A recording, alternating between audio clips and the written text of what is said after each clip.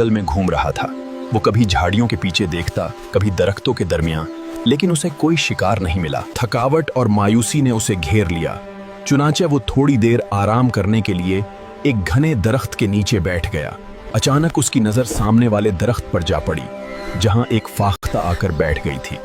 शिकारी के चेहरे पर खुशी फैल गई।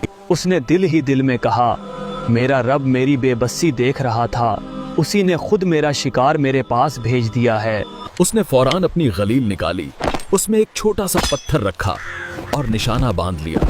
पत्थर फाख्ता को जा लगा। वो शदीद जख्मी होकर फड़फड़ाती हुई जमीन पर आ गिरी और शिकारी धीरे धीरे उसकी तरफ बढ़ने लगा। शिकारी ने अपनी जेब से चाकू निकाला और फाख्ता को ज़िब्ह करने ही वाला था कि फाख्ता कमजोर आवाज में बोली, लेकिन अल्लाह ने तुम्हें जुल्म करने, हद से बढ़ने और बिला वजह किसी की जान लेने से मना किया है। ए इंसान, मैं जानती हूँ कि अल्लाह ताला ने ये दुनिया तुम्हारे लिए पैदा की है, मगर उसने तुम्हें अगर इंसान नाफरमानी करे तो वो अल्लाह की पकड़ से नहीं बच सकता। ये सुनकर शिकारी रुक गया। वो हैरत से फाख्ता को देखने लगा। फाख्ता ने कमजोर मगर पुरअसर आवाज में बात जारी बकते हुए कहा, मेरे 4 नन्हे बच्चे हैं जो अभी सिर्फ चंद दिन के हैं। उनकी माँ सिर्फ मैं हूँ, तो ही मेरे बच्चे भूख और प्यास से मर जाएंगे। क्या ये 4 बेगुनाहों का कत्ल नहीं होगा? ये वो दिन है जब परिंदे अंडे देते और बच्चे पालते हैं। इन दिनों शिकार नहीं करना चाहिए।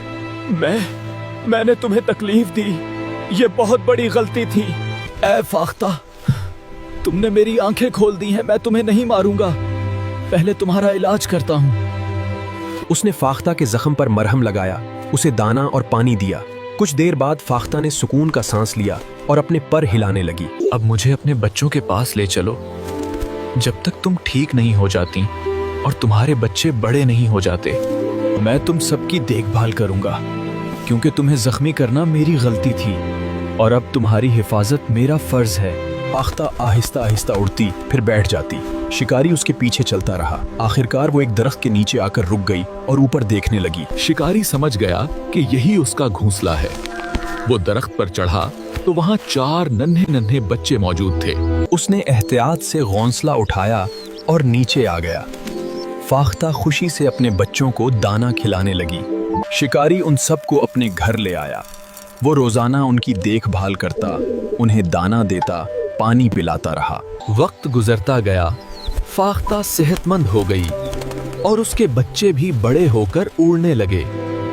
एक दिन शिकारी ने कहा, ऐ फाख्ता, तुमने मुझे जुल्म करने से बचा लिया।